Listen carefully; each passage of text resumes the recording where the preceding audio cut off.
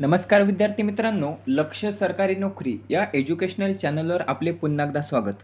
मित्रांनो, आज आपण काही महत्त्वाचे चालू घडामोडीचे प्रश्न या ठिकाणी कव्हर करून घेणार आहोत, जे 7 एप्रिल 2026 या दिवसातील आहेत. आजचा आपला भाग असणार आहे 501वा. या भागामध्ये आपण काही महत्त्वाचे चालू घडामोडीचे प्रश्न हे माहिती सगळं कव्हर करून घेणार आहोत. त्यासाठी व्हिडिओ शेवटपर्यंत नक्की पाहायचा आहे, याचा आपल्याला नक्कीच फायदा होईल. आपण कोणत्याही परीक्षेची तयारी करत असेल बघा, तर त्या प्रत्येक परीक्षेसाठी हे प्रश्न अतिशय महत्त्वाचे असणार आहेत. जी काही माहिती आपल्याला सांगणार या ठिकाणी ती आपल्याला वहीमध्ये नोट डाऊन करायची आहे. व्हिडिओला सुरुवात करूया. व्हिडिओ आवडत असेल तर आपल्याला लाईक करायचं आहे, चॅनलला सबस्क्राईब करून घ्यायचं आहे. पहिला प्रश्न आहे, ग्रामीण भागातील आरोग्य सुविधा सुधारण्यासाठी महाराष्ट्राने कोणते अभियान राबवले? प्रश्न पहिलाच महत्त्वाचा आहे. तर ग्रामीण भागातील आरोग्य सुविधा सुधारण्यासाठी महाराष्ट्र राज्याने बघा, पर्याय अ, माझं गाव आरोग्य संपन्न गाव. काय? माझं गाव आरोग्य संपन्न गाव हे जे काही अभियान आहे, तर ते महाराष्ट्र सरकारने ग्रामीण भागातील आरोग्य सुविधा सुधारण्यासाठी नुकतंच राबवलेले आहे. आता सुरू कोणी केले? महाराष्ट्र सरकारने. लक्षात ठेवायचं आहे. उद्देश काय आहे यामागचा? तर ग्रामीण भागातील आरोग्य सुविधा सुधारणे हा यामागचा उद्देश आहे. शुभारंभ करण्यात आला 1 एप्रिल 2026 पासून. लक्षात ठेवायचा आहे. कालावधी असणार आहे दरवर्षी 1 एप्रिल ते 31 मार्च.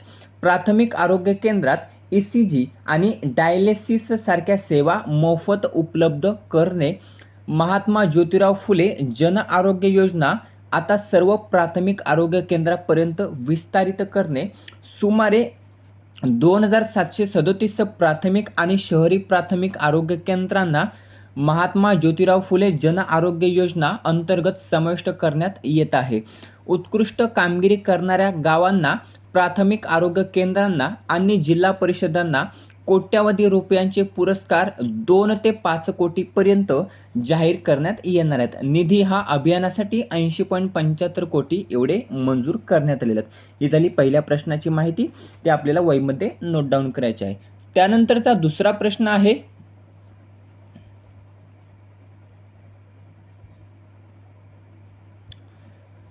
पाचवा लता दीनानाथ मंगेशकर पुरस्कार 2026 हा कोणास जाहीर झालेला आहे? तर पाचवा लता दीनानाथ मंगेशकर पुरस्कार जर आपण पाहिला तर पर्याय क, कैलास सत्यार्थी. नाव लक्षात ठेवायचं आहे, कैलास सत्यार्थी यांना बघा पाचवा लता दीनानाथ मंगेशकर पुरस्कार हा नुकतंच जाहीर झालेला आहे. प्रश्न हा देखील महत्त्वाचा आहे, विचारला जाऊ शकतो.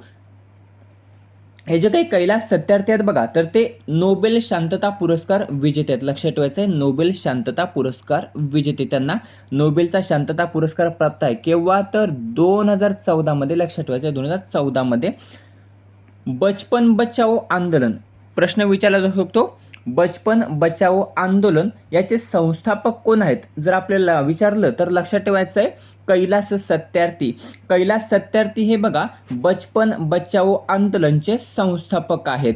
पुरस्काराची घोषणा पद्मश्री पंडित हृदयनाथ मंगेशकर यांनी केलेली आहे दिनांक 7 एप्रिल रोजी. हा पुरस्कार भारतरत्न लता मंगेशकर यांच्यावर असून पुरस्काराची तारीख 24 एप्रिल 2026. पुरस्कार सुरुवात केव्हा झाली तर 2022 मध्ये. लक्षात ठेवायचं आहे, 2022 मध्ये. प्रश्न विचारला जाईल, पहिला लता दीनानाथ मंगेशकर पुरस्कार हा कोणास प्रदान करण्यात आला 2022 मध्ये? तर नरेंद्र मोदी यांना बघा प्रदान करण्यात आला होता पहिला लता दीनानाथ मंगेशकर पुरस्कार. थोडीशी कैलास सत्यार्थी यांच्याबाबत माहिती पाहूया. भारतीय सामाजिक कार्यकर्ते, बालमजुरी विरोधात लढा, मुलांना शिक्षण मिळवून दे, मुलांच्या हक्कांसाठी जागतिक पातळीवर कार्य करणे हे महत्त्वाच्या गोष्टी बघा कैलास सत्यार्थी यांनी केल्या असून बचपन बचाओ आंदोलन याचे संस्थापक आहेत. 2014 मध्ये नोबेल शांतता पुरस्कार हा त्यांना प्राप्त आहे. आता मंगेशकर पुरस्कार 2-4 आहेत, ते लक्षात ठेवायचे आहेत. एक असतो बघा गान सम्राज्ञी लता मंगेशकर पुरस्कार. त्यानंतर राष्ट्रीय लता मंगेशकर पुरस्कार जे मध्य प्रदेश सरकार देते, याची सुरुवात झाली होती 1984. त्यानंतर लता मंगेशकर पुरस्कार 2010 सुरुवात झाली होती. हा पुरस्कार आंध्र प्रदेश सरकार देते. आणि मंगेशकर कुटुंब कोणता पुरस्कार देते तर लता दीनानाथ मंगेशकर पुरस्कार, ज्याची सुरुवात 2022 साली करण्यात आली होती. पुन्हा एकदा सांगतो, 2022 साली जे काही पुरस्कार सुरुवात झाली बघा, लता दीनानाथ मंगेशकर पुरस्कार, तर या पुरस्काराची सुरुवात केली होती मंगेशकर कुटुंब यांनी. 2022 साली पहिला पुरस्कार हा नरेंद्र मोदी यांना प्राप्त झाला होता आणि आता 5वा प्राप्त झालेला आहे कैलास सत्यार्थी यांना, हे लक्षात ठेवायचं आहे. त्यानंतर महाराष्ट्र सरकारतर्फे बघा गानसम्राज्ञी लता मंगेशकर पुरस्कार दिला जातो. याची सुरुवात झाली होती 1992. आता हा पुरस्कार कोणास प्रदान करण्यात आला माहिती असेल तर कमेंट करून सांगायचं आहे. त्यानंतर मध्य प्रदेश सरकार देतो राष्ट्रीय लता मंगेशकर पुरस्कार, ज्याची सुरुवात झाली होती 1984 साली. त्यानंतर आंध्र प्रदेश सरकार देते लता मंगेशकर पुरस्कार, ज्याची सुरुवात झाली होती 2010 साली. प्रश्न क्रमांक 3 पाहूया. जगातील सर्वात मोठे कार्गो जहाज ग्लोविस लीडर हे कोणत्या देशाने बनवलेले आहे? हा देखील प्रश्न महत्त्वाचा आहे. तर जगातील सर्वात मोठे कार्गो जहाज ग्लोविस लीडर जर आपण पाहिले तर हे बघा पर्याय क जपान नाही, चुकलं, चीन. लक्षात ठेवायचं आहे पर्याय चीन या देशाने बघा बनवलेले आहे जगातील सर्वात मोठे कार्गो जहाज ग्लोविस लीडर हे नाव लक्षात ठेवायचं आहे. जहाजाचे नाव आहे हे जगातील सर्वात मोठे कार्गो जहाज असणार आहे. दक्षिण कोरियन कंपनी HMM साठी चीनच्या गॅन्झौ शिपयार्ड इंटरनॅशनल GSI येथे बघा याची निर्मिती ही करण्यात आलेली आहे. याची क्षमता जर आपण पाहिली तर 10,800 एका वेळी 10,800 कार वाहून नेण्याची क्षमता याची आहे बघा. किती? 10,800 एका वेळी कार वाहून नेण्याची क्षमता. LNG अधिक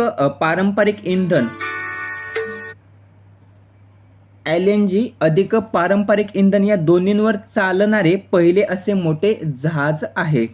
लांबी जर आपण पाहिली तर 755 फूट 230 मीटर, रुंदी आपण पाहिली तर 131 फूट 40 मीटर, वेग जर आपण पाहिला तर 19 नॉटिकल मील, ताशी सुमारे 35 किमी. लक्षात ठेवायचं. ही झाली याबाबतची माहिती. प्रश्न क्रमांक 4 पाहूया.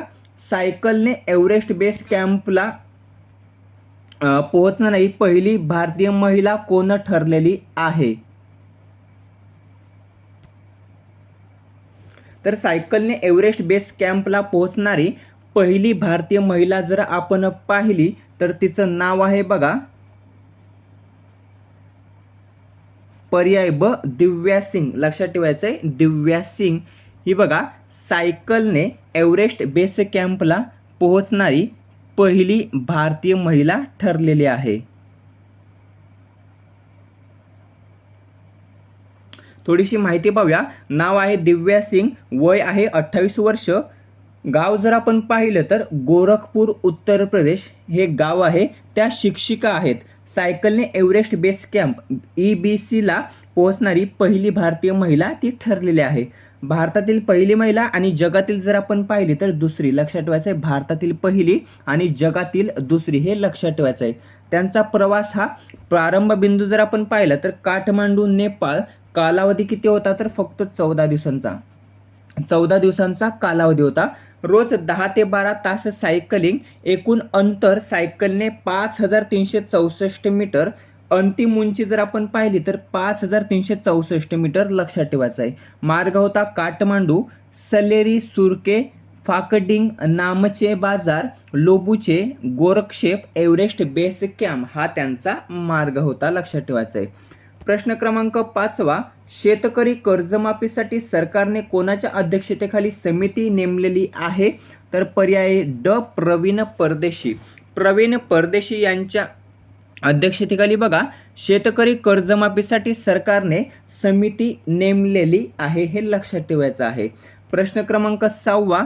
सह्याद्रीमधील वाघांची संख्या आता किती झालेली आहे? तर आपण पाहिलं तर पर्याय क 10. सह्याद्रीमधील वाघांची संख्या आपण पाहिली तर किती? 10 झाले. लक्षात ठेवायचं 10. त्यांची नावे आपण पाहूया. सेनापती, सुभेदार, बाजी, चंदा, तारा, हिरकणी, रायबा, सरदार, शिलेदार, रानोजी अशी 10 वाघांची नावे आपण या ठिकाणी कव्हर केलेली आहेत. किती झालेली आहे संख्या? तर 10 झालेले. लक्षात ठेवायचं आहे. त्यानंतर 7वा प्रश्न आहे. IPL मध्ये 200 विकेट पूर्ण करणारा पहिला वेगवान गोलंदाज कोण ठरलेला आहे? तर पर्याय ड भुवनेश्वर कुमार. लक्षात ठेवायचं आहे, भुवनेश्वर कुमार हा बघा IPLमध्ये 200 विकेट पूर्ण करणारा पहिला वेगवान गोलंदाज ठरला असून T20मध्ये 100 विकेट पूर्ण करणारा अर्शदीप हा ठरलेला. लक्षात ठेवायचा आहे, हे महत्त्वाचं आहे. IPLमध्ये पाहिलं तर भुवनेश्वर कुमार ज्याने 200 विकेट पूर्ण केलेले आहेत. अशी कामगिरी आतापर्यंत मोहम्मद शमी असेल, जसप्रीत बुमराह असेल किंवा अर्शदीप असेल यांना जमली नसून भुवनेश्वर कुमारने ही कामगिरी केलेली आहे. आता IPL सध्या सुरू आहे. IPLमध्ये भुवनेश्वर कुमार हा कोणत्या संघाकडून खेळतो, जर आपल्याला माहिती असेल तर उत्तर कमेंट करून सांगायचं आहे. 8वा प्रश्न आहे, महाराष्ट्र शूटिंग लीग 2026चे आयोजन कोठे करण्यात येणार आहे.